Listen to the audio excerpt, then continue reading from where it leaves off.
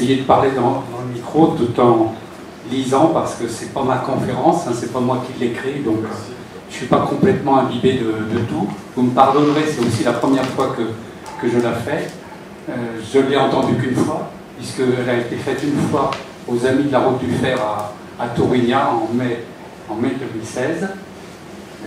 Au niveau donc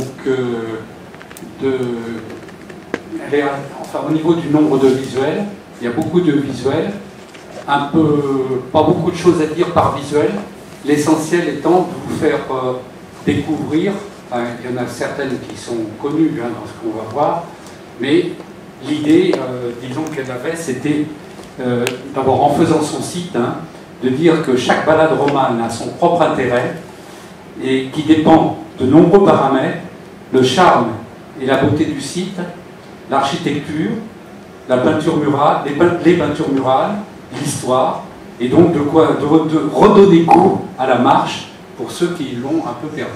Voilà. Donc ça, c'est ça, une citation que vous avez eue sur l'invitation. Et donc on va parcourir ces visuels. Au niveau, peut-être, oui, on va essayer d'éteindre, je ne sais pas si moi j'arriverai à lire. On verra. On va faire des... On n'a pas essayé ça. Donc, un de ses objectifs, c'était d'être exhaustive au niveau, disons, des édifices romans du département. Donc, il y en a un peu plus de 360, je crois, voilà. Donc, 119 chapelles et 251 églises. Alors évidemment, elle a utilisé toute la bibliographie disponible. L'ouvrage le plus, on va dire, le plus complet pour un certain nombre de ces édifices, c'est l'Encyclopédia Catalunya Romanica, qu'on trouve aux archives départementales, qui est un ouvrage vraiment merveilleux. Par contre, certains des édifices ne sont référencés que par un tout petit écrit de quelques lignes. Il y a également eu un ouvrage qui est assez connu, disons, dans le département, fait par Géraldine Mallet, L'église romane oubliée du Roussillon. Il n'est pas tout à fait exhaustif, mais il est très bien documenté au niveau d'histoire de ces églises. Alors, aujourd'hui, on ne va pas faire de l'histoire. D'abord, moi, je ne suis pas historien, ma compagne n'était pas historienne. Et l'idée, c'est quand même de coupler le côté séduction, disons, de l'architecture romane de certains édifices et l'aspect balade. Donc on est dans la vulgarisation, et cette vulgarisation, elle est complètement justifiée aussi par le fait qu'avec les technologies nouvelles et le fait que jusqu'à présent, ce n'était pas toujours très commode d'emmener en marche, quand on fait des marches, disons, dans un sac à dos, d'emmener des guides ou des ouvrages comme celui que je viens de citer. Et donc, aujourd'hui, on a les téléphones portables, les tablettes, qui permettent d'avoir ce site. Alors, ce que nous allons voir au niveau de la conférence, c'est des extraits du site qui sont mis en page. Par contre, enfin, si on a un peu de temps, pour ceux qui n'auraient pas encore vu le site, nous nous brancherons sur le site avec mon ordinateur et je pourrais vous faire une introduction pour vous aider, disons, à démarrer sur ce site si des fois vous avez quelques difficultés avec Internet. Voilà. Donc on y va. Voilà la carte du département avec les différents territoires. Je crois qu'elle a divisé en 11 territoires assez classiques. Et vous avez sur cette carte, en bleu, le nombre je crois qu'en bleu c'est les églises et en rouge les chapelles. J'oublie toujours ça. De toute façon, on va le savoir par la suite. Voilà. Et donc maintenant, je vous propose de faire un petit parcours qui va nous conduire comme ça à travers le département, comme ceci, voilà, pour voir, je crois, il y a 33 édifices, il doit y avoir une vingtaine de chapelles, et le reste des églises. Alors, un petit peu d'histoire à ce stade-là.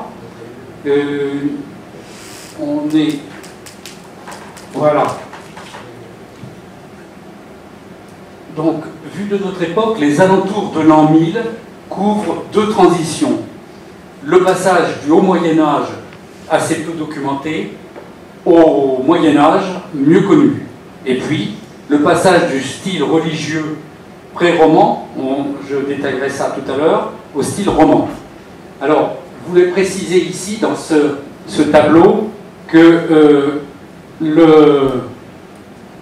faut que je change de couleur. Voilà. Donc, cette partie-là, création des communautés carolingiennes, là, c'est au IXe siècle. Hein, c'est-à-dire que le rectangle pourrait faire croire que c'est au 7e siècle. Bon, ça, c'est au IXe siècle. Après, en bas, c'est bien cadré. Simplement, il y a cette petite erreur que je voulais rectifier.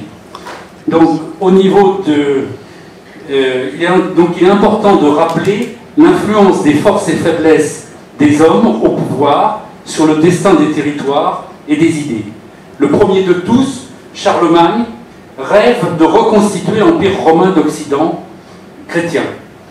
Il se charge de rétablir un pouvoir temporel fort dont la garantie doit être un pouvoir spirituel qui doit se renforcer à Rome. Parce qu'à l'époque de Charlemagne, avant, disons-lui, le pouvoir du pape n'était pas, sur l'ensemble de l'Europe chrétienne, n'était pas, disons, était insuffisant pour justement ce type d'objectif. Alors, pour l'aider, Charlemagne et ses successeurs ont eu l'idée de favoriser les monastères comme relais local du pape par rapport aux évêques qui étaient faibles à l'époque. Donc le problème était le pouvoir des évêques qui était encore assez faible. Et donc, ici, dans la région, ce rêve se concrétise par deux actions au 8e siècle. Disons qu'il y en a une d'elles qui se termine en 801. Donc cette action, c'est la reconquête de la Septimanie puis de la marche d'Espagne, encore mal maîtrisée par le pouvoir musulman. Donc vous savez qu'il y avait les musulmans qui étaient venus jusque pratiquement dans tout le Languedoc-Roussillon, et puis ils ont même été jusqu'à Poitiers de l'autre côté. Et donc, il a cherché à mettre en place, il a réussi d'ailleurs, à mettre en place des comptes, et il y a eu donc en particulier, le premier de tous ces comptes était le comte de Barcelone. Alors au IXe siècle, il faut bien se souvenir que dans l'essentiel du IXe siècle, le comte de Barcelone était nommé, il n'était pas héréditaire. Ce n'est qu'à partir de Wilfrid de Belout que ça devient héréditaire, disons en 4e quart de 9e siècle. Et évidemment, l'aide à la mise en place d'une vingtaine de communautés religieuses sur le territoire qui nous intéresse aujourd'hui. Donc, vous avez la liste de ces communautés, on ne va pas prendre le temps de les lister. Dans les environs, il y avait Saint-André et il y avait Saint-Génis. Donc, je reviens à l'histoire pour vous dire, disons, voilà, montrer la carte d'implantation, voilà. Et donc, je suis ici. Mais le programme territorial de Charlemagne ne sera pas réalisé par ses successeurs comme il l'avait imaginé. Localement, la reconquête sur les musulmans, alors donc vous avez une idée un peu de la reconquista de toute l'Espagne. En fait, juste après Charlemagne, mais elle piétine. Ça ne va pas avancer. Et donc, la reconquête s'arrête au Xe siècle. Il y a une reprise en main du pouvoir par certains comtes qui va conduire à un fort pouvoir aragonais catalan sur un vaste territoire régional et, disons, en particulier aussi sur la Méditerranée. Donc ça, de ce côté-là, il avait réussi quelque chose, oui. C'est un peu flou. C'est un peu flou. Ah. Est-ce que je vous gêne, par ailleurs, est-ce que je vous gêne pas en étant debout là? Non. Oui, oui. Et ça bouge, hein. Ça bouge. Alors si ça bouge, ça c'est autre chose. C'est flou, hein? Oui. C'est flou, mais Il y a ce pouvoir aragonais fort, mais néanmoins, le roi d'Aragon meurt à la bataille de Muret en 1213, et les événements liés au Qatar, disons, conduisent, alors les deux choses conduisent au traité de Corbeil en 1258. Et les signataires sont Jérôme Ier, le roi d'Aragon, et Louis IX, Saint-Louis, donc roi de France. Et c'est là qu'il décide d'une frontière qui va quand même rester pendant la frontière nord de la Catalogne pendant 400 ans, hein, quand même, puisque cette frontière passait entre Millas et la Tour de France. Hein. Donc par ce traité, le roi de France renonce à ses prétentions sur la Catalogne, et le roi d'Aragon renonce de son côté à certaines de ses prétentions dans le Languedoc. Je crois qu'il y avait en particulier, disons, des épouses qui venaient de la région de Montpellier. Il y avait beaucoup de territoires un peu morcelés, disons, de l'Aragon qui était côté, disons, nord des Pyrénées, on va dire. Alors, de son côté, le programme religieux de Charlemagne finira par réussir, même si c'est au prix d'un certain nombre de contournements. Les communautés religieuses monastiques sont de plus en plus liées aux pouvoirs locaux. J'ai arrêté de prendre le micro, est-ce que vous m'entendez? Bon, je vais monter peut-être encore le ton, mais ça m'arrange. Donc, elles acquièrent des domaines et s'enrichissent. Et ce pouvoir temporel de l'Église profite économiquement aux régions concernées. Donc, ça paraît paradoxal, mais c'est le pouvoir religieux qui fait que finalement l'économie progresse. Donc, parallèlement, des hommes tels que le pape Sylvestre II, qui est le pape de l'an 1000, et Grégoire VII, qui est le pape de la grande réforme de l'Église en fin de XIe siècle, vont réussir, eux, de leur côté, à restaurer le pouvoir spirituel de l'Église. Et localement, ça se traduira aussi par le fait que l'abbé Oliba, donc lui qui est première moitié du XIe siècle, l'homme de la trêve de Dieu, a montré comment le spirituel peut avoir un apport positif sur la vie de tous. Alors, ce n'est pas le sujet aujourd'hui, mais pour ceux qui ne connaissent pas, je vous invite à lire des choses là-dessus. Plus nettement, et sur tout l'ouest de l'Europe, les abbayes, les églises et les chapelles romanes sont le témoignage d'une réussite partielle au XIe, XIIe et XIIIe siècle du rêve de Charlemagne. Donc, réussite partielle, puisqu'il n'a pas réussi le côté reconquista, et puis même aussi refaire l'Empire romain d'Occident. On ne peut pas dire non plus qu'il ait réussi, mais disons, le temps où il a été empereur, c'était quand même pas mal. Alors, l'art roman est le premier art chrétien couvrant l'Europe occidentale avec des variantes régionales. Il regroupe aussi bien l'architecture que la sculpture, la peinture ou la statuaire romane de la même époque. Se développant lors d'une période d'expansion économique, il n'est pas le produit d'une seule nationalité ou d'une seule région, mais il est apparu presque simultanément en Italie, France, Allemagne, Espagne et Portugal. Dans chacun de ces pays, il a des caractéristiques propres, comme l'utilisation de pierres différentes, bien qu'avec une unité suffisante pour être considéré comme étant le premier style européen. Son domaine d'expression est religieux, avec l'application du plan basilical pour les églises. Alors, plan basilical, c'est un plan d'origine romaine, c'est-à-dire qu'il n'y a pas encore le transept dedans, qui apparaît qu'après. Et la généralisation de l'emploi de la voûte en berceau. Alors, on va passer maintenant, disons, au plan type des chapelles romanes et pré-romanes. Alors, d'abord à gauche, vous avez une chapelle très particulière, elle est vraiment unique en son genre. Si vous ne la connaissez pas, en voilà déjà une à aller voir. On en reparlera tout à l'heure, donc à Sournia. Alors, ça, c'est pas le plan qu'on voit là, c'est pas le plan type, c'est deux plans types accolés. Le premier, celui du haut, donc c'est une chapelle à deux nefs. La nef du haut correspond au plus ancien, au plan des plus anciens édifices pré-romans, avec l'abside rectangulaire, ou plutôt ici en parallélogramme, est déporté pour, disons, évoquer la tête du Christ. Hein, une fois qu'il est mort sur la croix, la tête était penchée, donc c'est la symbolique de cette tête. Et le deuxième plan d'édifice pré-roman, c'est celui de la partie du bas, qui, l'abside est donc circulaire, c'est pas demi-circulaire, vous voyez que le demi-cercle est outrepassé, et donc on reverra ça, cette notion d'outrepassé tout à l'heure. Sinon, le reste, la nef, c'est la même idée. Quand on passe à l'art vraiment roman, alors là, il y a une espèce de, on va dire, de normalisation au niveau des petits édifices. Il y en aura aussi une au niveau des grands, mais les grands auront plus la possibilité de se diversifier. Les petits vont avoir très souvent ce plan type. Disons que malgré tout, malgré ça, malgré le nombre d'églises qui ont ce plan type ou de chapelles qui ont ce plan type, eh bien chacune a quand même sa personnalité, comme nous le verrons, en jouant sur le clocher. Enfin, on va voir ça tout à l'heure.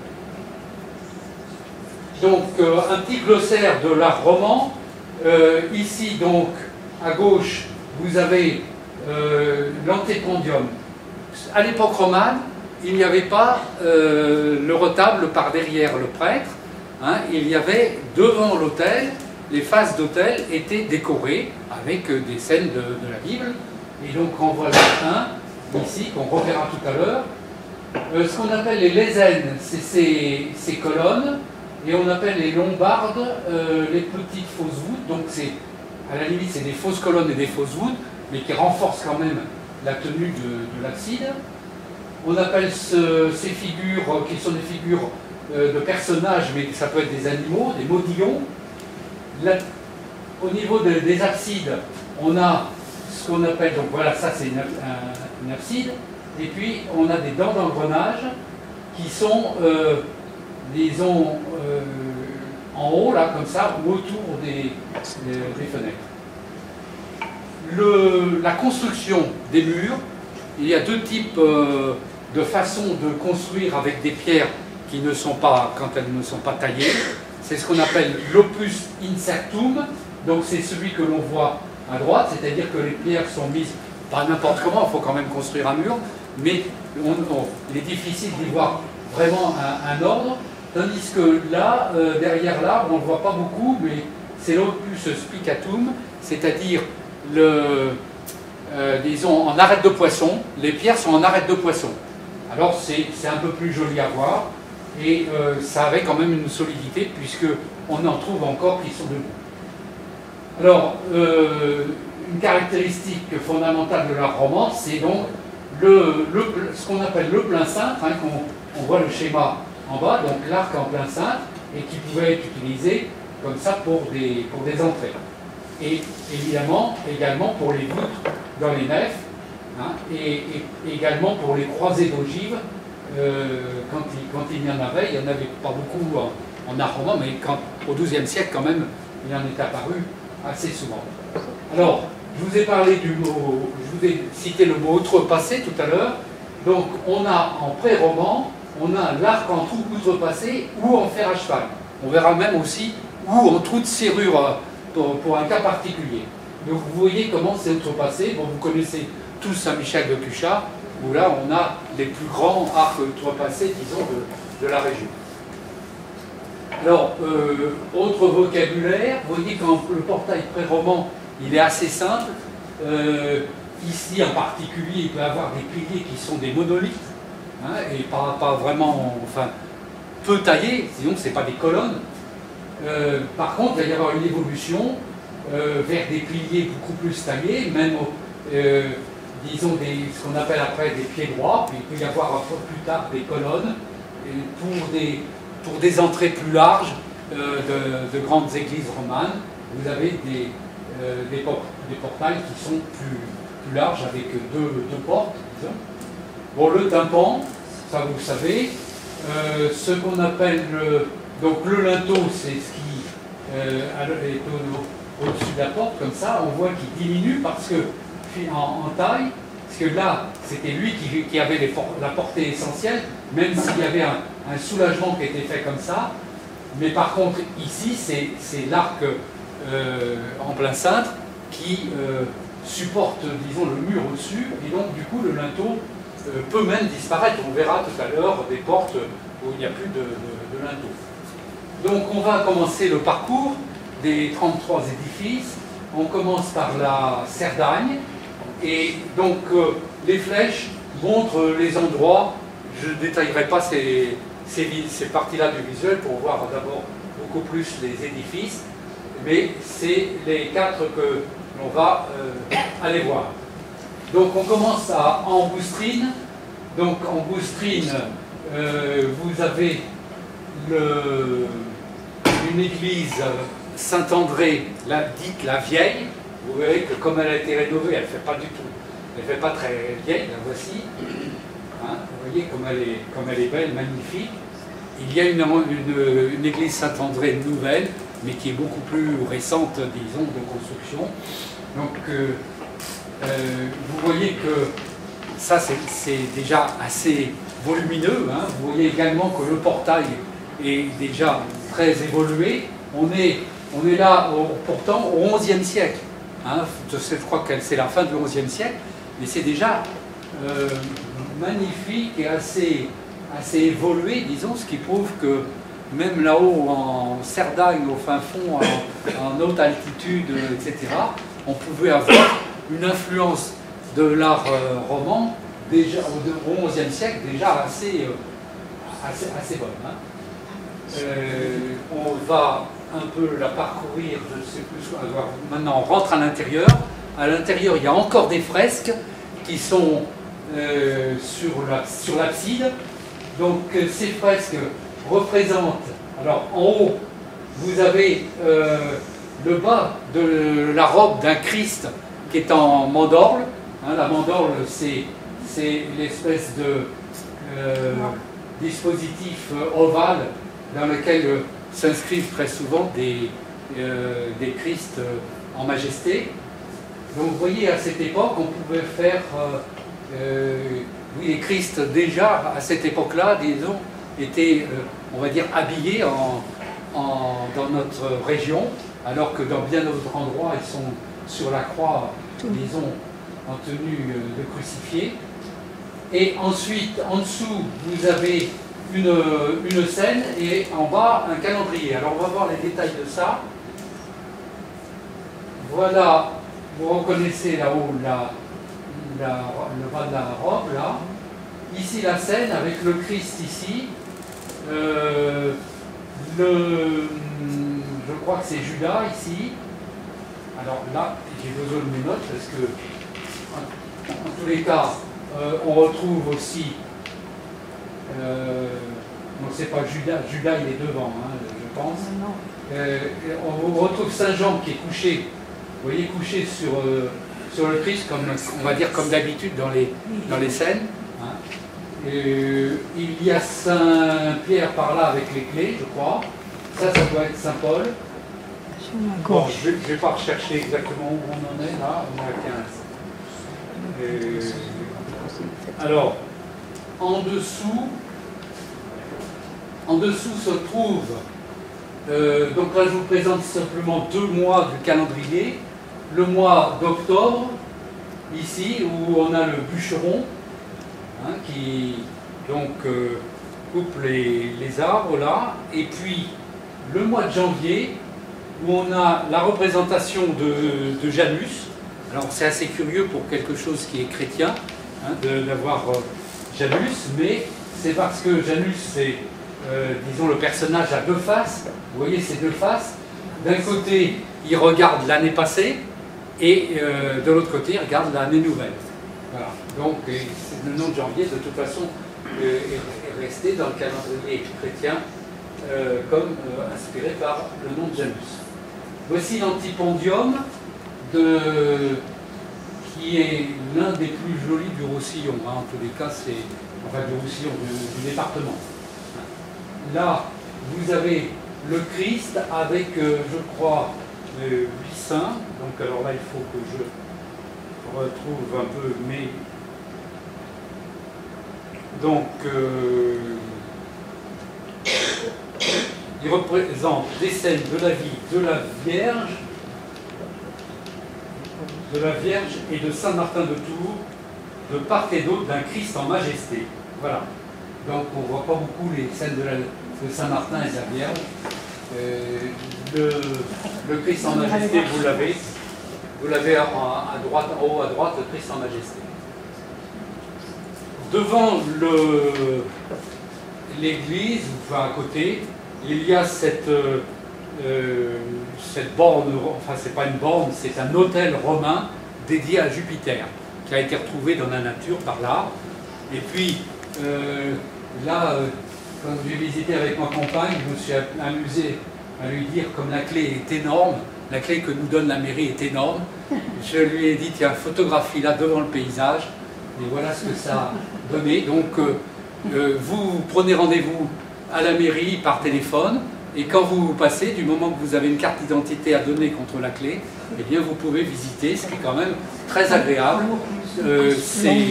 C'est pas aussi bien organisé ailleurs, il y a des endroits où on ne peut pas rentrer, mais bon, c'est quand même quelque chose à noter parce que on peut y passer, disons, une bonne heure à visiter cette église avec vraiment agrément. Alors à 8 km d'Angoustrine, en montant dans la montagne, en allant vers le lac des Bouillouzes, hein, il y a une petite vallée là, disons de plus en plus étroite qui conduit vers les Bouillouzes, eh bien on a cette chapelle qui est, disons, abandonnée, mais bien entretenue. Hein, il n'y a plus rien dedans, disons, de religieux. Mais vous voyez qu'elle est faite, elle a été faite au XIIe siècle, dans ce que j'appelais un peu les normes de l'époque pour une chapelle romane, très bien construite pour être, disons, avoir parcouru les âges tout en étant encore comme ça et en ayant eu très peu, disons, dans les derniers siècles, très peu de population autour de cette chapelle pour, disons, on va dire, la faire vivre. Alors, maintenant, nous allons aller dans la commune de Dorès. Donc là, bien connu pour les bains romains, mais également pour sa chapelle Sainte-Marie de Bayoc. Alors, Sainte-Marie de Bayoc, on peut y aller par 3 chemins différents qui sont sur cette carte. Bon, ben, le jour où vous voudrez la visiter, vous regarderez le site et vous verrez l'intérêt de chacun des chemins. Il y en a un qu'on peut faire en 4x4. Enfin, autant en profiter de la balade parce que c'est intéressant. Voilà Sainte-Marie de Bayoc. Là, il faut que je vous dise des choses. Donc, sur cette chapelle, enfin, elle est même appelée église, vu sa taille et vu ce qui lui est arrivé, disons, dans sa vie. Donc, elle s'élève sur un des sommets dominants de Cerdagne à 1685 mètres d'altitude. Elle a été construite, elle, au XIIIe siècle. Elle aurait été la chapelle d'un hospice. Au XVIe siècle, elle devient le siège d'une petite communauté monastique dite des Trinitaires. Elle devient, et qui vécut jusqu'à la Révolution. En 1790, il y a eu la loi déclarant les biens de l'Église comme propriété de l'État, mais très vite, il y a eu des assouplissements qui ont fait qu'un ermite a pu venir s'y installer quelques années plus tard, et ça, après, l'ermitage a continué pendant un certain temps. Alors, son plan est classique. Vous voyez qu'on est à peu près aussi là dans les normes déjà du fin du XIe. Et donc, malheureusement, alors elle a été restaurée quand même vers 1970 hein, par une association. Beaucoup de ces chapelles, mais pas encore assez, ont été restaurées par des associations où vous avez des bénévoles qui font une partie du travail, qui font, disons, on va dire, l'appel à des fonds pour pouvoir restaurer. On en reparlera à d'autres occasions tout à l'heure. Petite curiosité, vous voyez que la voûte, là, comme on est au XIIIe siècle, la voûte n'est pas tout à fait en plein cintre pour l'entrée. Ensuite, donc, qu'est-ce que j'ai à vous dire là-dessus? La nef a été coupée en deux par un mur Alors je pense que c'est parce qu'il y a eu écroulement, oui, il y a eu écroulement de la voûte, donc au moment où ils sont repartis pour quand même la refermer et mettre donc une charpente qui coûtait moins cher, disons que ce mur a été mis entre, disons, l'hôtel et la salle. Alors évidemment, c'est parce qu'elle était utilisée différemment qu'en église que ça a pu être possible. Alors, située sur l'un des chemins de Saint-Jacques-de-Compostelle, elle fut un temps transformée en bergerie tout en restant un lieu de pèlerinage où on venait vénérer sa Vierge Noire. Alors, cette Vierge Noire, on va la voir, elle a été protégée en la mettant à l'église d'Orès, qui est aussi une magnifique église romane qu'il est conseillé aussi de visiter. Et de la construction d'origine, il reste une nef unique et une abside semi-circulaire. Les chapelles latérales sont de construction ultérieure. Et voilà, ce qu'on peut en dire. Mais bon, il y a d'autres choses. Hein. Ce n'est pas un guide de tout ce qu'il y a dans ces églises que je vous fais. C'est plus, disons, vous donner l'idée, disons, d'aller les voir parce que vous avez un bijou là qui est dans la campagne ou quelquefois au milieu d'un village. À Targassonne, alors une chapelle complètement oubliée. Parce que, alors, il y a une raison quand même, c'est qu'elle est dans une propriété privée. En étant très aimable avec le propriétaire, et s'il est là, on arrive à se la faire ouvrir.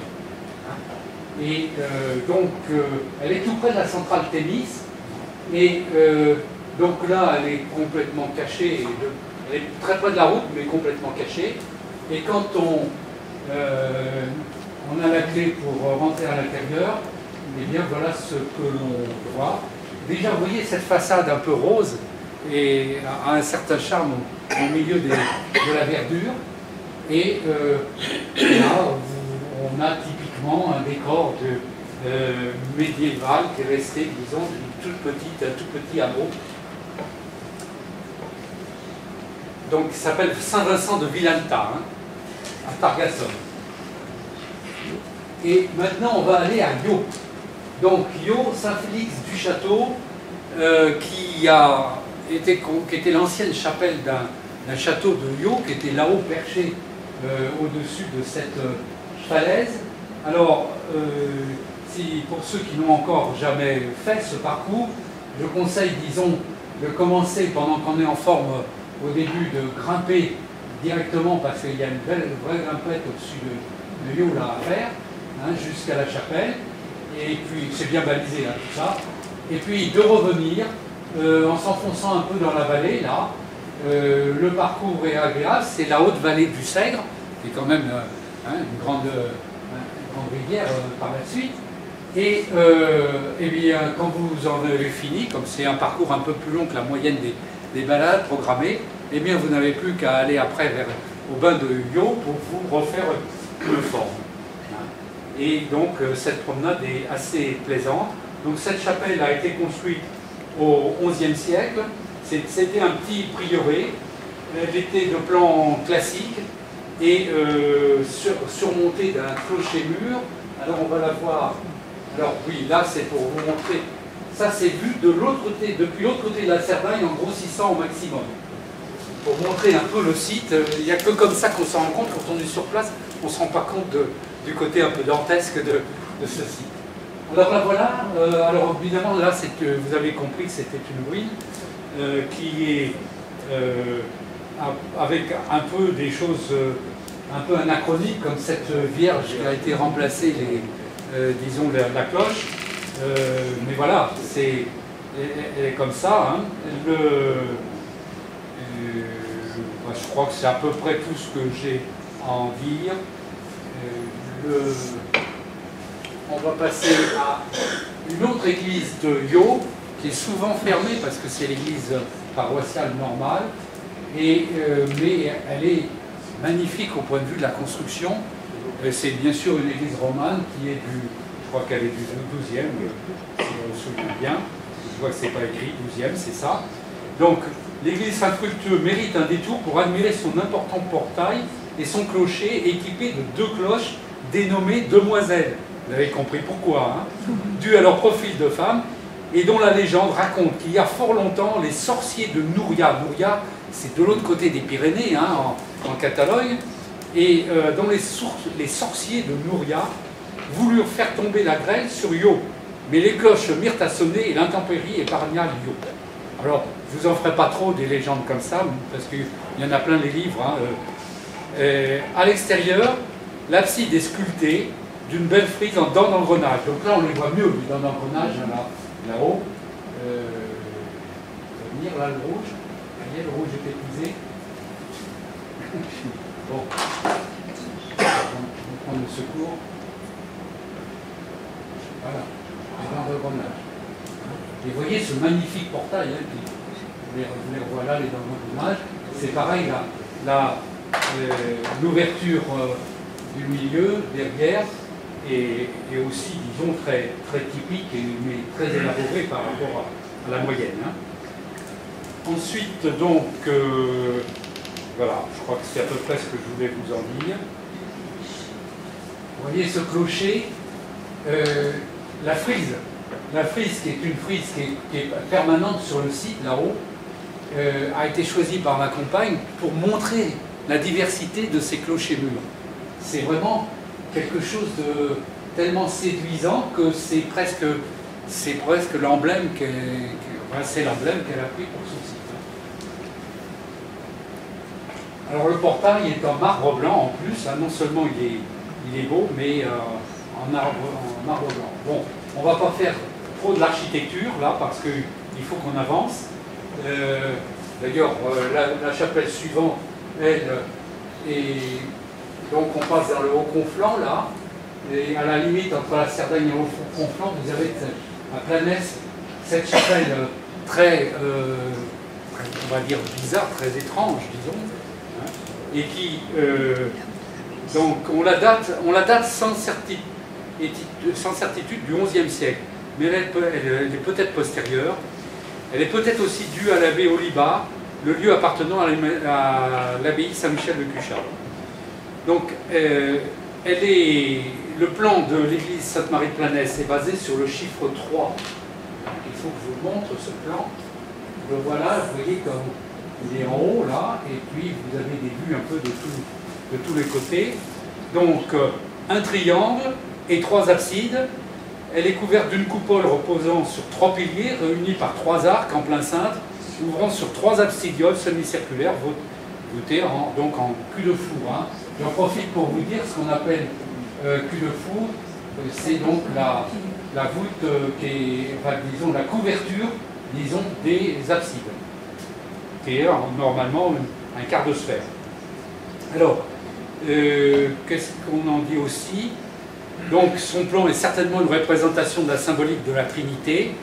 Donc c'était certainement celui qui a conçu cette église, était certainement un créatif, et en se fondant sur la Trinité, eh bien, il a inventé ça. Alors il y a eu plein de recherches là-dessus, d'autres hypothèses farfelues. Certains y voient même, disons, des choses venant, disons, des chevaliers du Temple ou, disons, d'aspiration musulmane. Enfin, je crois qu'il suffit de se référer à la Trinité pour bien l'expliquer. Il n'y a pas besoin d'aller chercher plus loin. À l'intérieur, il y a une Vierge à l'enfant qui était réputée guérisseuse et qui a été trouvée, selon la légende, près d'une source et réputée pour guérir la fièvre et la stérilité, ainsi que pour protéger les récoltes. Elle est en bois polychrome, donc du XIIIe siècle, et elle a été restaurée récemment. Donc maintenant, on va à Yars. Donc Yars, c'est au-dessus de la vallée de la tête entre Olette et Fontpédrouse. Et il y a une route assez pentue pour y aller. Mais quand on arrive au village de Yars, il y a bien une chapelle Saint-André, mais au milieu du village, c'est la chapelle Saint-André récente, enfin nouvelle, qui est l'église paroissiale d'ailleurs du hameau, parce qu'aujourd'hui c'est un hameau.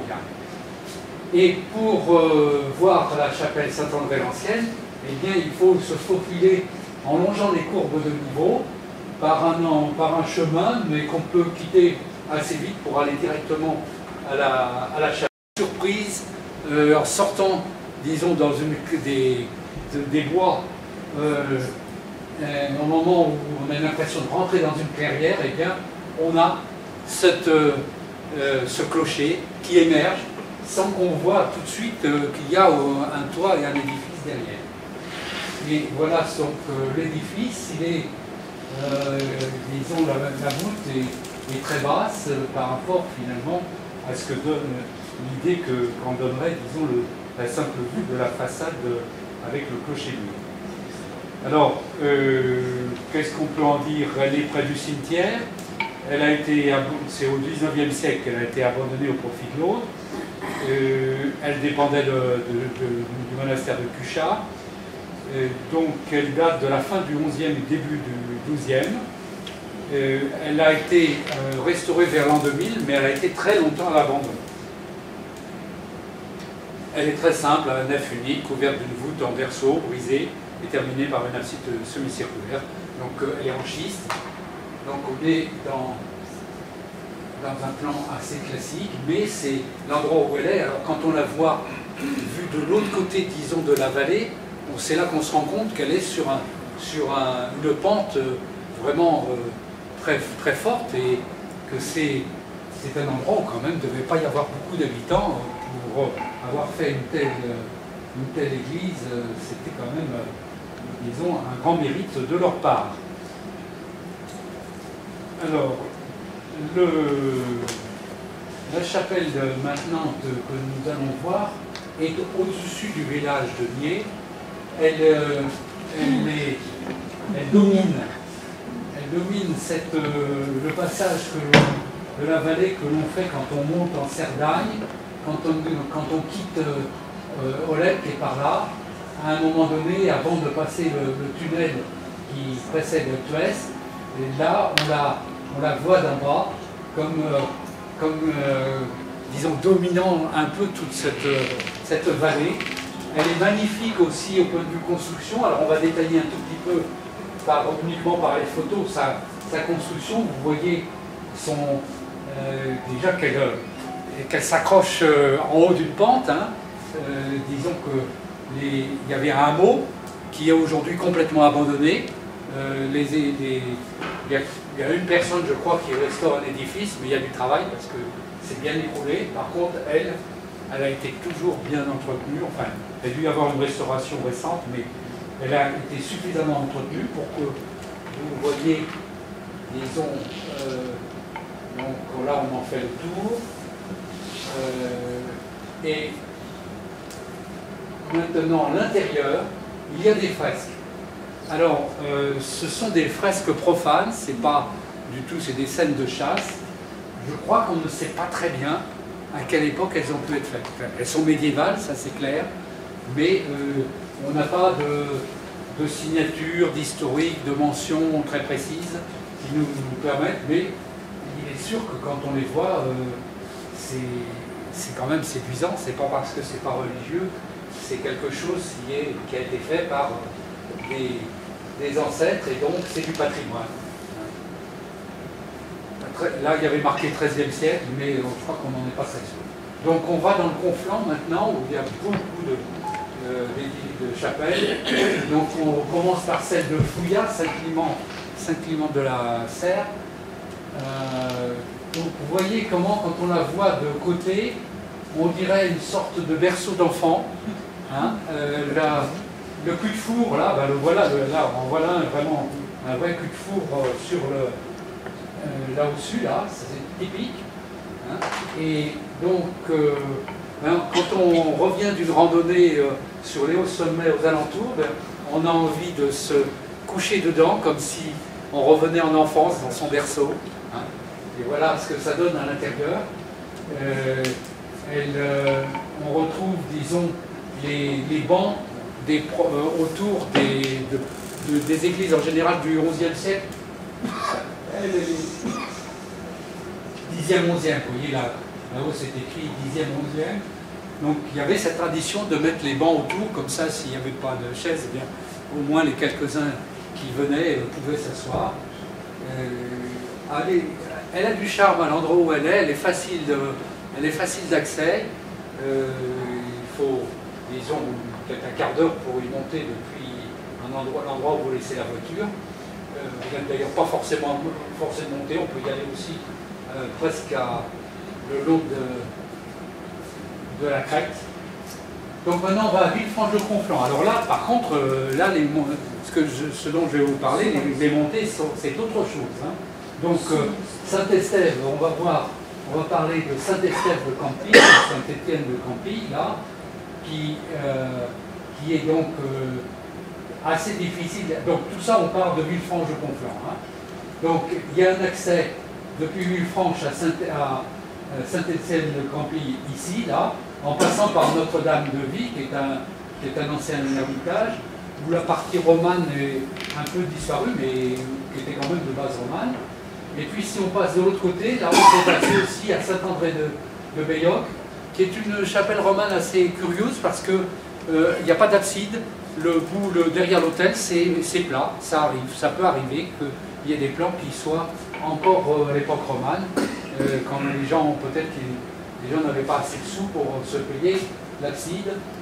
Et donc là, on va se concentrer sur Saint-Étienne de Campille. Bon, là, c'est le cheminement tel qu'il est mis dans le site. Et voilà, donc, sous forme de 6 photos, disons, on va dire tournant autour. Quand on arrive en randonneur, même si on l'a vu de loin, au moment de l'approche, elle vous apparaît tout doucement, là, comme ça, comme en haut à gauche. Et puis, quand on va du côté, la face qui est tournée vers le Kénigou, on découvre cette belle face. Et puis, on découvre aussi, on est comme si on était en avion au-dessus de Villefranche et des croisements de vallées qui sont autour de Villefranche. Et rien que cette sensation, disons, d'être là, de dominer, c'est aussi quelque chose d'agréable. Hein. On domine de 450 mètres, quelque chose comme ça. Hein. Voilà, alors son abside, c'est bien une pré-romane, son abside est rectangulaire, c'est lui qui est un peu rose en bas. Je me mélange dans les deux. Voilà l'abside. Devant, il y avait le logement de l'ermite, puisqu'il y a eu pendant très longtemps des ermites. Alors celui qui ne redoute pas de monter là-haut, c'est vraiment vraiment belle balade, et puis on peut en faire d'autres en même temps. Alors maintenant, nous allons à Kunak, voir encore une autre qui est aussi dans un site merveilleux, qui demande aussi quelques efforts pour la mériter finalement. Hein. Là, la compagne s'est amusée à la prendre devant le Kénigou, comme si elle soutenait le Kénigou. Alors, c'est une construction au niveau des murs, c'est une construction vraiment, on va dire presque, elle devait être parfaite à l'époque. Hein. Aujourd'hui, elle paraît encore des pierres bien taillées, c'est des schistes, mais qui sont vraiment bien taillés de façon parallélépipédique. Par contre, alors le toit de Henriot, disons qu'il n'a pas toujours été bien entretenu, mais il ne pleut pas beaucoup à l'intérieur, je crois encore. Hein. Elle est vraiment sur un sommet dégagé, puisqu'il n'y a même pas trop d'arbres autour, il n'y en a pas du tout même. Et évidemment, il y a des pâtures. Et moi, la première fois que j'y suis rentré dans une randonnée, je me suis retrouvé nez à nez avec cette vache. Et donc, cette photo-là, c'est moi qui ai dû la prendre et donner par la suite. Donc, il y avait 2 vaches. Hein. Ça vous surprend un peu quand vous ne les entendez pas du tout, parce qu'elles sont dans leur fumier, là. Donc, ça fait comme de la moquette. Hein, ça fait pas de bruit quand elles sortent. Hein. Voilà. Donc, on va aller maintenant à Claravirac, voir une chapelle qui est aussi très particulière. D'abord par l'endroit où elle est perchée. C'est pas très long pour y aller depuis Clara.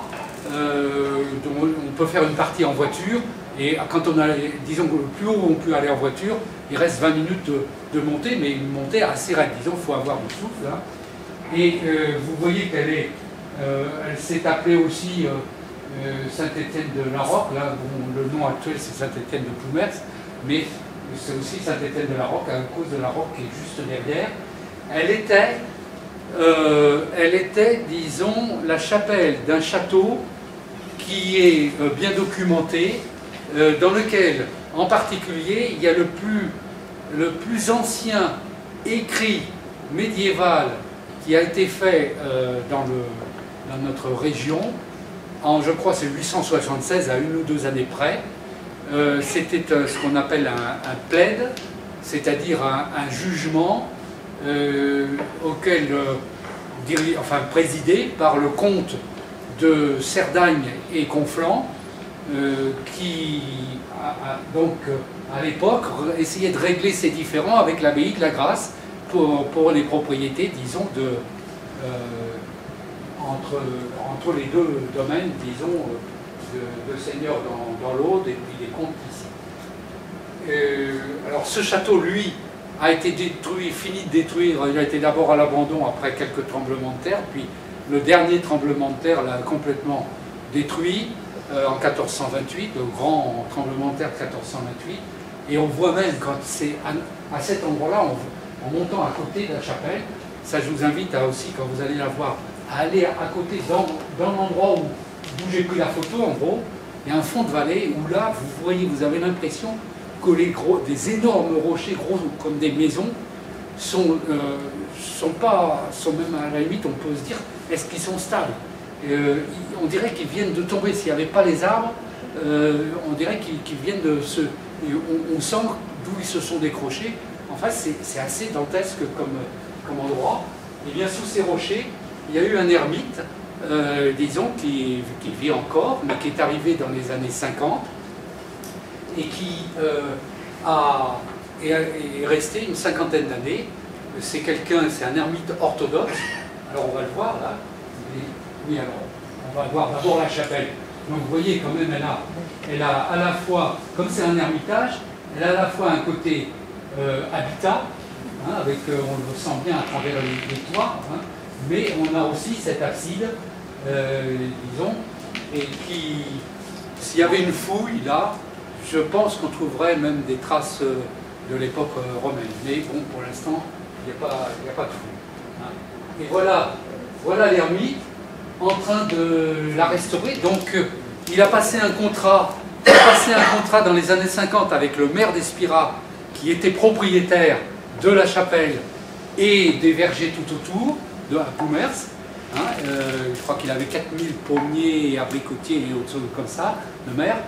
Il a passé un contrat, il est arrivé comme ça un jour, il a frappé, il a dit « Je crois que vous avez possédé une chapelle, j'aimerais bien être ermite dans cette chapelle.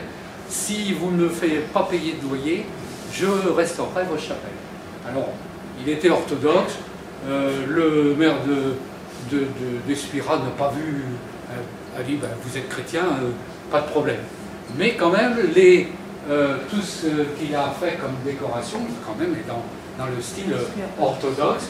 Ça ne se visite que lorsqu'il fait un office dedans. Alors maintenant, il en fait très peu parce qu'il a trois domiciles, des œuvres humanitaires au Cameroun. Il y a quelque chose comme 75 ans. Hein. Des œuvres humanitaires au Cameroun. Il passe en mi-saison 2 fois par an à Clara.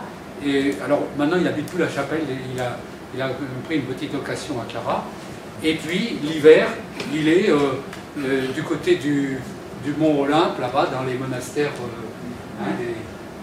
Et il a un grade, il a l'équivalent d'un grade d'évêque hein, dans la.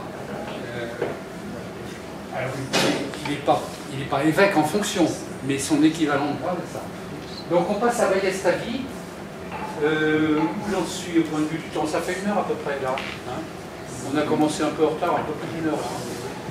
Bon, donc on passe à Vallestavi là. Où il y a une chapelle Saint-André qui est l'ancienne paroisse de l'église paroissiale qui vient de faire l'objet dans les années, depuis l'an 2000, d'une restauration qui a été, disons qu'il y a revivifié la chapelle, qui permet aujourd'hui de l'utiliser sous forme d'une salle d'exposition permanente pour tout ce qui est lié disons, aux environs de cette vallée, et en particulier les techniques liées au fer, puisque ses fondations sont dans un terril, on va appeler ça un terril, disons, d'une forge romaine, qui sera aussi sans doute fouillée un jour, mais on sait, on retrouve sur le côté du cimetière quelques traces de la forge. Il y a encore beaucoup à découvrir à la fois pour l'aspect romain et pour l'histoire de cette église qui n'a pas été beaucoup écrite. Hein, on n'a pas.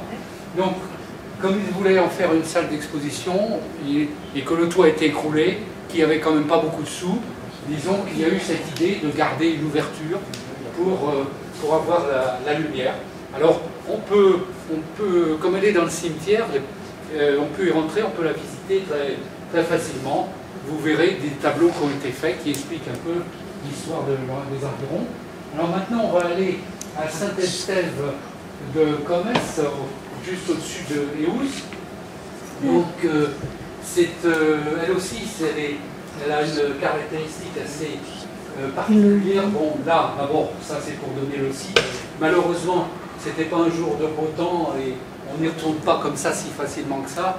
Pour ma compagne, c'était pas très facile d'y aller, donc il fallait que je l'accompagne. Et donc,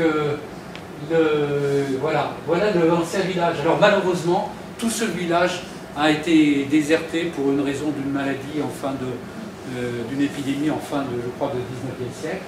Et tout est écroulé en très mauvais état. C'est pourtant un balcon formidable devant le Canigou, mais bon, que faudrait-il pour que ça redevienne un village?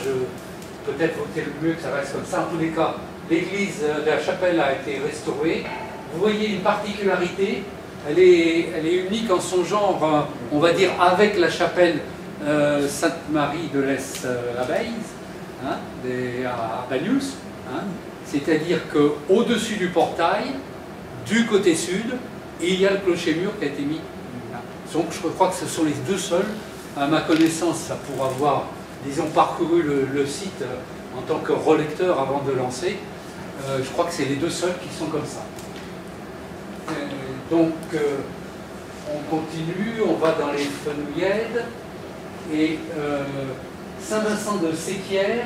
Là, il y a à la fois une chapelle, enfin, ou une église plutôt, c'était un hameau important à une certaine époque, et parce qu'il y avait un grand château, donc on va voir déjà les restes de l'église qui étaient quand même une église. Là, c'est plus costaud en taille aussi qu'une chapelle. Alors bien sûr, ça s'est écroulé, mais c'était pratiquement la taille d'une église dans nos petites communes. Hein. C'est assez impressionnant à voir, et vous voyez aussi le travail intérieur, c'était pas la simplicité, disons, d'un petit hameau, c'était déjà une vraie église. Et à côté, donc, voilà toujours l'église, là. Vous voyez que la construction, même les pierres étaient quand même taillées, c'était pas... et voilà le château avec ce qu'on appelle dedans deux colonnes. Là, il n'y en a qu'une photographie, qu'on appelle aussi les demoiselles. À moins que je confonde avec celles de tout à l'heure. Je crois qu'on les appelle aussi les demoiselles. Et la hauteur du mur, c'est quelque chose comme 11-12 mètres. Hein. C'est quelque chose... lui aussi, il tient bien debout. Bien sûr, les toits s'en vont quand c'est à l'abandon. Alors, enfin, voilà Saint-Michel de Sommiat, dont vous avez vu le plan double tout à fait au début. Alors, toutes les ouvertures pratiquement sont outrepassées, mais d'une façon vraiment très outrepassée, au point que ce sont qu'on les appelle en toute série. Alors, voilà, vous voyez. Donc, celle-ci, c'est là. J'ai perdu qu'est-ce que j'ai fait de mon... Ah ben, là. Voilà. Voilà, ça c'est la façade ouest, donc l'entrée dans la chapelle. Pour la partie, on va dire la partie basse, parce qu'il y a un dénivelé entre les deux Vous avez vu les deux nefs tout à l'heure dans le plan. Il y a un dénivelé entre les deux nefs. Ça, c'est une ouverture vers le sud. Alors pourquoi deux ouvertures comme ça? Je crois que c'est resté encore assez mystérieux. C'est sans doute à des époques. Pourtant, c'est outrepassé, donc c'est pas des époques différentes. Disons que quand ils ont rajouté donc la deuxième nef, elle avait peut-être un usage spécial, puisque la première est celle qui est en haut. Comme c'est pas non plus un endroit où il y avait quand même une foule énorme, disons, parce que ça c'est une construction du 9e ou 10e siècle, même peut-être un peu avant. Donc on peut penser que peut-être la partie du bas n'était pas pour le culte, mais plutôt un côté, on va dire, salle commune, même s'il y avait certainement une relation avec le culte. Voilà, on a déjà vu tout à l'heure, mais là on les voit plus grands, disons, les deux absides, celui-ci étant antérieur à celui-là. Là, au niveau des datations de construction, il n'y a pas un siècle d'écart, selon les datations qui ont été faites. Hein. C'est pas très sûr. Tout ce qui est pré-roman, on n'est pas du tout sûr des datations. Et là, je vais vous illustrer ça avec la chapelle Sainte-Félicité, qui est aussi à Sourgnac, qui est sur la route quand on vient de Pézilla de Conflans ou de Hire. Et cette chapelle, vous voyez déjà une caractéristique, elle a deux murs. On va donc ça c'est la porte d'entrée au sud. Vous voyez qu'il y avait sans doute une première chapelle avec cet arc outrepassé, et ensuite, donc dans cette première chapelle, vu l'épaisseur des murs, elle ne pouvait avoir qu'une charpente en bois et un toit, disons, plus léger qu'une voûte. Et au moment où on a voulu mettre la voûte, on a renforcé le mur en le doublant, et ça donne à l'intérieur, je pense qu'on va le voir, ce que ça donne. Bon, alors ça c'est l'extérieur. Alors vous voyez que donc l'extérieur c'est la partie la plus ancienne de l'église. Vous voyez que l'abside est un abside, disons, pré-roman, disons, de l'âge le plus ancien du pré-roman. Hein, et à l'intérieur, l'arc, ce qu'on appelle l'arc triomphal, quand il y a comme ça une ouverture entre l'autel et la nef, ça s'appelle un arc triomphal, vous voyez qu'il est outrepassé. Et alors, on voit malheureusement pas bien les flancs ici, mais dans la deuxième, dans ce qui soutient la voûte, donc qui a été fait en second, et bien là le deuxième mur il n'est pas complètement rempli, et il y a des voûtes qui sont laissées, et disons dans les chapelles ou l'église romane du département, il y a plusieurs endroits où on voit ce type, disons, d'habillage, mais d'habillage qui sert au moment où on met justement la voûte en pierre.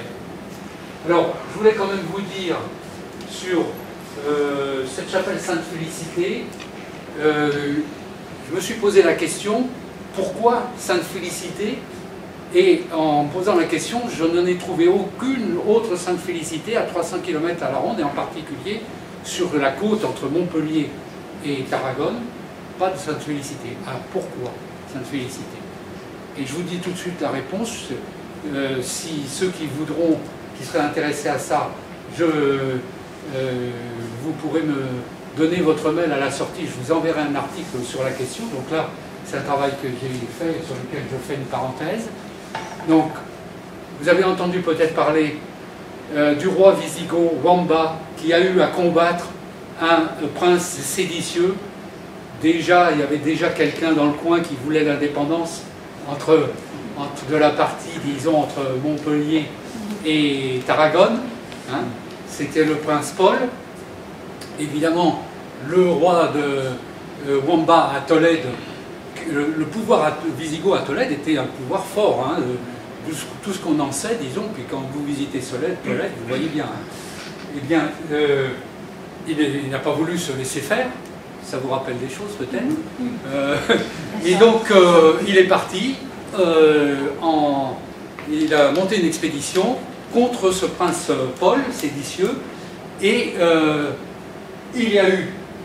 Alors, il était avec son écrivain public, qui était personne d'autre que l'archevêque de Tolède, Julien de Tolède, qui est connu pour différents écrits, mais en particulier le voyage, enfin traduit en français, le voyage du roi Wamba, hein, et qui est écrit dans un latin, disons, très difficile à déchiffrer.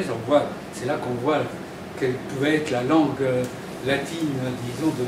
Alors on est au 7e siècle, on est dans la fin, vers 673, et donc le roi remonte à la poursuite de Paul. Paul s'est bien installé dans des châteaux à droite et à gauche, justement dans notre province, enfin dans notre territoire aujourd'hui du Roussillon et des montagnes alentours. Et il y a dans le livre, dans l'ouvrage, une bataille qui est gagnée par Wamba à Sordonia. Et bien ce Sordonia, bon, je démontre par ailleurs avec mes travaux sur les noms de lieux que c'est Sournia aujourd'hui. C'était Saturnalier sous les Romains. Et donc le site de la bataille, il est parlé d'un château dans le voyage du roi Wamba. Ce château, c'est le lieu dit où est cette chapelle tout autour, ça s'appelait au Moyen-Âge le Castello. Il y a encore une trace tout en haut. Peut-être que j'ai une photo. Non, je n'avais pas. Mais dans l'article que j'ai fait, vous verrez les photos, l'explication de tout ça. Et donc, c'est l'endroit, pour moi, c'est l'endroit où il y a eu cette bataille et où le prince Paul s'est enfui. Il a fini par quand même encore résister, puisqu'il n'a été pris qu'à Nîmes. Hein. Et le roi Wamba avait quand même 3 troupes différentes pour balayer largement, disons, toute la zone, le territoire, disons, qu'il revendiquait. Et pourquoi Sainte-Félicité? Eh bien, comme il a gagné à cet endroit une bataille, le roi a dû décider de mettre une chapelle commémorative, et comme, disons, il se prenait pour presque un empereur romain, hein, et que son écrivain public, l'archevêque, avait fait une espèce d'odyssée hein, de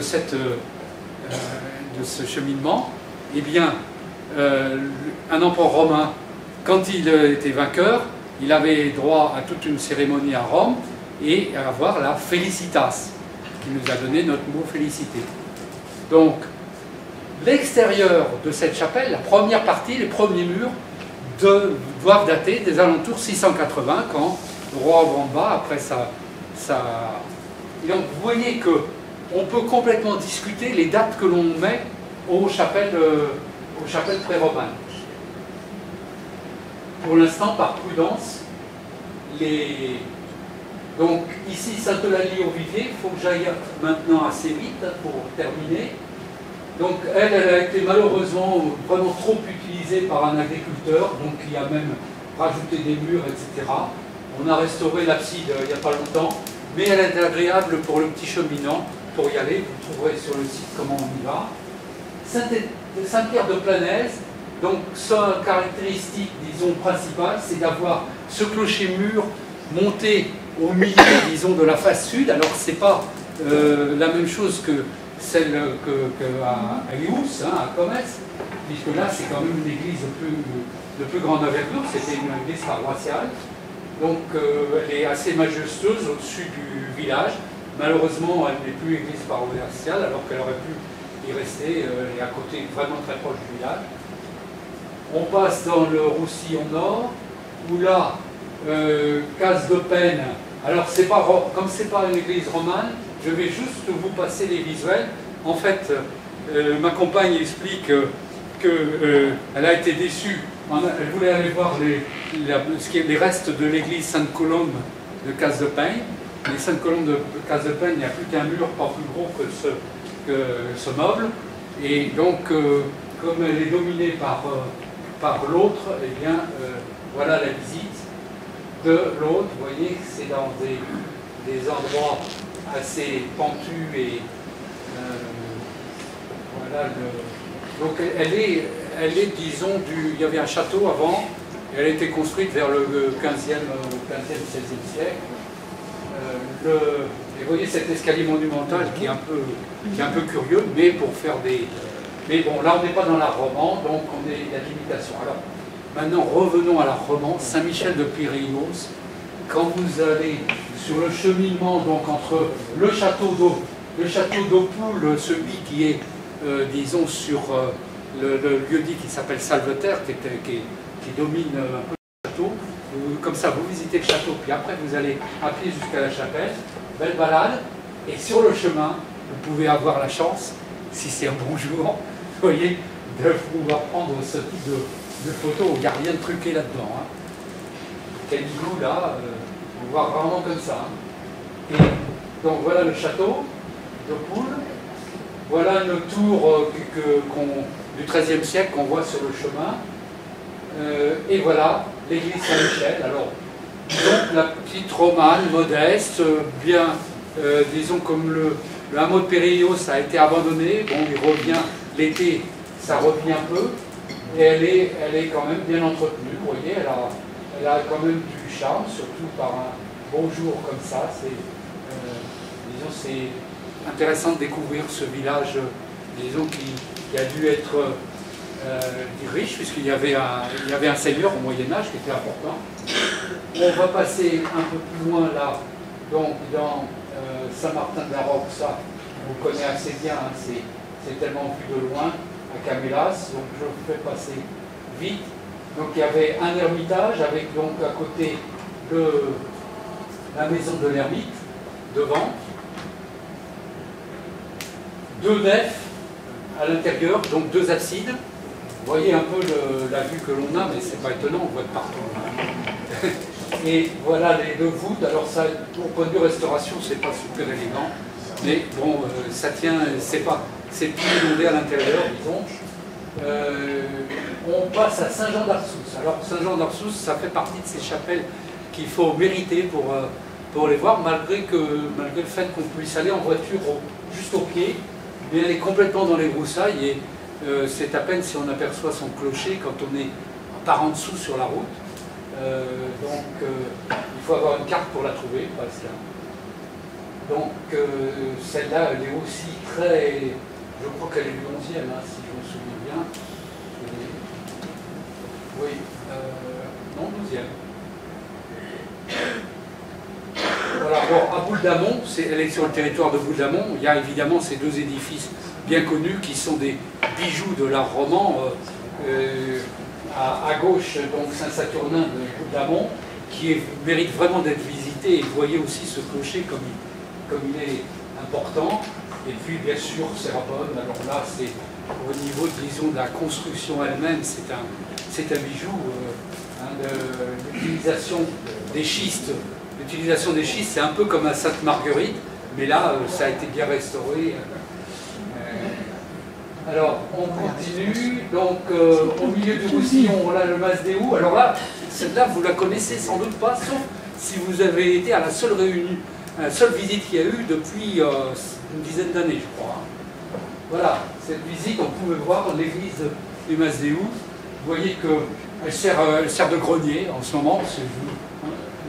Le sol n'était pas montrable, disons, mais vous voyez, alors là, il y a encore des traces de fresques. Elle est comme si elle était fortifiée, c'est-à-dire que ça, c'est à l'intérieur de la partie gauche. Hein. Il faut dire que c'était quand même, ça appartenait aux Templiers. Là, l'explosion de bombes qu'il y avait là, enfin de poudre qu'il y avait stocké là, en 1944, a fait que tout a été détruit. Alors maintenant, de la Côte-Vermeille, elles ne sont pas faites, il y en a, hein, disons, dans le site, hein, mais vous les connaissez bien.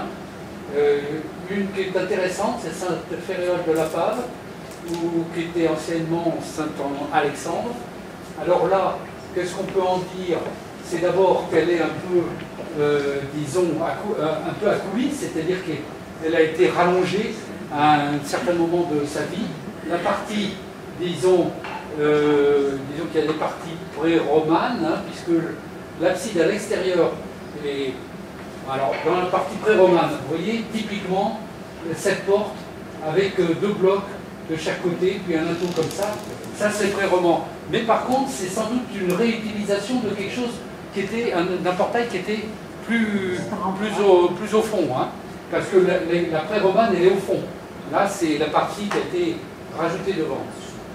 Vous voyez l'opus spicatum, là, ici. Et puis, malgré la vue extérieure, disons, de l'abside, qui est ronde, eh bien, à l'intérieur, c'est pas si rond que ça. S'il y a un arc outrepassé, etc., on est dans du mix de transition, disons, avant l'art roman, hein, pur. À Petite Chapelle Saint-Jérôme, il paraît qu'il y a une souscription pour faire disons, la mettre un peu plus... Elle est ouverte au public déjà, hein, on peut y aller comme ça facilement en promenade. C'est une des plus petites, on va dire. Elle est la plus petite et la plus belle. Il y en a des aussi petites du côté d'elle, il y en a une, mais elle n'est pas dans cet état. Moi, je la trouve en bon état, mais malgré tout, il y a des choses à faire à l'intérieur parce que c'était un hangar. Hein. Sainte-Colombe de Cabane, donc ça, on la visite assez facilement le jour des journées du patrimoine, donc ça, vous avez dû déjà le faire. On va la passer comme il faut que j'aille du temps. Là, il y a eu derrière, il y a eu une construction pour un ermite, disons, qui n'est pas... Cette construction n'est pas très heureuse, mais bon, on ne démolit pas des choses. Il y a eu un faux transept aussi, dont on voit la trace. Disons qu'à l'origine, c'était la romane, disons, en plan basilique, et il y a eu des ajouts un peu de tous les côtés. Alors, ce qui fait que c'est intéressant aussi de la voir au moment des Journées du patrimoine, c'est ces colonnes avec ces chapiteaux qui viennent de l'ancien cloître de Saint-André de Sorède, hein, qui a disparu complètement et qui, comme c'était une possession, Sainte-Colombe était une possession de Saint-André de Sorède, il y a eu un moment où ils ont été mis là, mais ils font partie, ils ont été intégrés à la construction en quelque sorte. Hein. Bon, Saint-Génis, le linteau, je vais vous épargner, disons, de redire ce qu'il y a écrit dessus. Notre-Dame du Villard, ce qui est intéressant, c'est le fait que là, c'est la seule que j'ai en dehors de Saint-Michel de Saugnac, où on voit cette abside avec un arc outrepassé. Donc voilà une église, enfin une chapelle, c'est que les restes au sol, c'est pas Sainte-Marie du Villard, mais c'est dans l'enclos de Sainte-Marie du Villard, et c'est une chapelle qui pourrait bien être du 8e siècle. Là, on ne sait pas encore bien dater tout ce qui est pré-roman, parce qu'on n'a pas d'écrit. Hein. Donc voilà, disons, alors aujourd'hui, il y a des moines et moinesses, disons, enfin je ne sais pas si on dit moinesses, orthodoxes qui ont fait ça, mais auparavant, ça a été très bien restauré par une dame qui a mis une partie de ses économies et surtout beaucoup de son temps pour restaurer très bien quelque chose qui était complètement à l'abandon. Et c'est bien dommage parce que vous voyez la qualité, disons, qu'il y avait, donc les toits bien sûr devaient être plus ou moins équipés, sauf l'abside où il reste quand même, mais il reste ces fresques, et moi j'adore ces deux pans qui sont d'abord rares dans les églises, hein, ces deux pans là-haut. Là il y avait un Christ en Mandorle, mais malheureusement au moment des travaux, il y a eu des ouvriers qui ont laissé fuir le toit par là et ça a un peu détruit. Vous voyez, le portail, c'est quand même pas rien, un portail comme ça aussi. Il y a du style, hein, il est, disons, dans les premiers portails romans cherchant à sortir un peu de la simplicité. Là, ça c'était reste peut-être d'un lieu de culte romain qui était à cet endroit-là. Donc ça a été analysé par les archéologues, on va passer aussi là-dessus. On monte dans le Val-Espire maintenant, donc à Saint-Martin-de-Séneuillat. Donc là, vous connaissez, disons, le gros intérêt de Saint-Martin, c'est déjà que c'est pré-roman, vous retrouvez l'arc outrepassé, et c'est surtout ces fresques qui sont une splendeur. Donc on va les passer en revue. Donc ça, c'est la visitation, hein, de l'ange Gabriel. Ensuite, Marie vient d'accoucher, le Christ est quelque part, mais on ne le voit pas bien là, dans son berceau. Je ne sais pas si c'est pas lui qui est en bas à gauche. Et vous voyez que donc elle se repose. Vous voyez que Joseph est un peu méditatif, hein, posé sur son... Alors après, dans les fresques, il y a les romages qui arrivent là. Et il y a ensuite les 24 vieillards avec d'un côté un instrument de musique, on les voit mieux sur la suivante. Vous voyez l'instrument de musique d'un côté et puis le verre qu'ils tendent en offrant, disons, en souhaitant bonne vie au Christ, hein, si j'ose dire. On continue, donc là c'est le Christ dans la mandole qui est sur la voûte. Alors lui, il n'est pas au fond d'abside, puisque on n'était pas encore en abside plus four, donc il est là au-dessus, dans la nef, enfin dans la nef de l'abside. Marie. Ensuite, alors là, une récapitulation des plus beaux des visages. Les plus beaux des visages des vieillards. Donc là, vous savez qu'elle est visitable presque à tout moment. Vous avez intérêt peut-être à passer un coup de fil avant pour vérifier que les heures d'ouverture sont bien convenables pour vous. Mais ça vaut vraiment le coup de voir ces fresques. C'est vraiment formidable. Bon, au boulot, là, il y a un portail qui est avec une décoration en pierre qui est, disons, qu'il faut examiner un peu presque à la loupe ou à la jumelle, disons, pour l'apprécier. Alors, chapelle Saint-Engrâce, là c'est la voir, c'est vraiment balade romane, c'est-à-dire qu'on a vraiment la balade, il y a, disons, plusieurs kilomètres hein, pour y arriver, on la mérite, elle est dans un coin, disons, assez retiré, mais là aussi, à côté, on peut avoir des belles vues, d'abord sur une vallée qui est par derrière, et puis sur la vallée du Tech aussi. Donc, l'hôtel, la porte, ici un petit fenistrou qui est au-dessus de la porte. Alors lui, il a quelque chose de très spécial. Vous voyez les petits trous qui sont dedans. Donc il y a un volet dont on n'a que 2 exemplaires comme ça dans les églises romanes du Sud, et qui était un volet, disons, qui permettait de faire qu'il n'y ait pas des gens qui lancent quelque chose à l'intérieur pour y mettre le feu, etc. Mais on pouvait quand même, si on était à l'intérieur, on pouvait par les petits trous observer. Donc c'est un volet qui date du moment du Moyen-Âge. Sainte-Cécile de Cos, ici, celle-là, elle est presque introuvable. Vous passez à côté, au pied, sur la route, petite route, hein, celle qui va du village du Tech à je vais oublier le nom comme ça, mais ça va me revenir trop tard. Mais peu importe, donc elle est au bord de la route, et là, vous avez 20 mètres à faire, à grimper dans les ronces.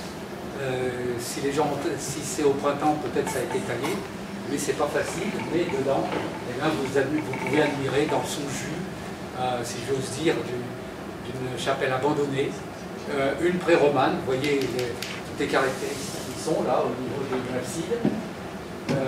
Cela dit, le portail doit être un peu plus récent que de l'époque pré-romane. Il a dû être fait.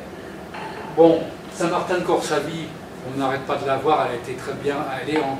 Je ne sais plus si elle est finie de restaurer, s'il y a eu une inauguration, mais en tous les cas, depuis des années, il y a une restauration. Elle est magnifique au point de vue du type de construction en granit, avec des blocs bien taillés. Elle est dans l'ancien village de Corsavie, le nouveau village étant ce que l'on voit au fond, là, qui s'est fait autour du château. Là, il n'y a plus rien autour de cet endroit, mais c'est la trace de l'ancien village. Ici, à Rioux-Ferré, alors, les particularités de cette chapelle, c'est le fait d'un portail qui est très ouvragé et qui est au nord, parce qu'il n'y avait pas, disons, le dégagement suffisant du côté du sud. Et malheureusement, disons, une époque plus moderne, ce clocher-mur qui pourrait paraître original, mais il a été construit sur la nef avec des moyens plus modernes. Et évidemment, il est unique en son genre, mais il n'est pas roman. Hein. Il est imitation roman. Maintenant, Sainte-Marguerite du Col d'Arès. Donc ici, elle est au milieu des vaches, un peu à l'abandon. mais quand même, il fallait qu'elle soit bien construite parce que depuis le temps qu'elle est à l'abandon, bien sûr, il y a eu des ermites, là, mais quand même, elle est assez haute dans un endroit froid. Je ne suis pas sûr, il va y avoir longtemps qu'elle est abandonnée. Vous voyez la belle construction que c'était. Après, là, il y a deux clochers. Vous voyez l'église Saint-Feuille de Torugna qui a voulu un tout petit peu se faire aussi grosse que comme la grenouille, aussi grosse que le bœuf. Elle a voulu imiter les clochers de Saint-Cuchat, de Cuchat à côté, sans doute. La tour de Corse. Alors, je ne sais pas, quand vous y êtes passé, est-ce que vous avez observé que c'était en fait les restes d'une chapelle? Ça a été une tour de guet pour les comtes de Conflans, etc., les milices du comte de Conflans. Mais vous voyez, il y a l'abside là, et il y a la porte d'entrée. Simplement, le niveau du sol a été changé au moment où on en a fait quelque chose d'un peu, où il y avait une petite section de soldats pour monter le guet. Alors maintenant, on passe en revue, mais ça vous les connaissez bien, donc comme j'ai pas de temps, on va se finir là. C'est les portes en fer forgé, donc c'est vrai que c'est une particularité de notre patrimoine. Donc vraiment, on connaît ça bien, en général. Vous voyez qu'il y en a beaucoup hein, quand même. On n'a pas le temps de trop lire les noms, mais vous voyez que c'est merveilleux. Alors au passage quand même, ce que vous voyez aussi, c'est que les portes peuvent être très différentes. Soit elles peuvent être rectangulaires, là aussi elles sont rectangulaires, mais avec un portail au-dessus. De temps en temps, c'est la porte. Tout à l'heure, on a vu des portes qui étaient pas rectangulaires. Enfin, peut-être elles le sont à l'intérieur, hein, mais vu de l'extérieur, elles ne le sont pas. Alors ici, c'est les clenches, des têtes de bêtes. Hein. La dernière, ça sera celle de Sainte-Marie d'Espirate-Conflans. Les clochers, alors là, bon, vous avez sans doute vu déjà l'exposition des 66 clochers qui avait eu lieu à Perpignan. Donc là, c'était pour terminer un peu sur une autre évocation du fer du Canigou. On était dans la route, à l'association de la route du fer, donc évidemment ces clochers en fer, mais qui ne sont pas les portes romaines, qui sont postérieurs. Voilà, et donc à ce moment-là, Elisabeth n'avait pas encore lancé son site. Il allait se lancer, non, il ne s'est pas lancé le 1er juin, mais le 1er juillet. Et donc, on va pouvoir allumer peut-être, parce que c'est...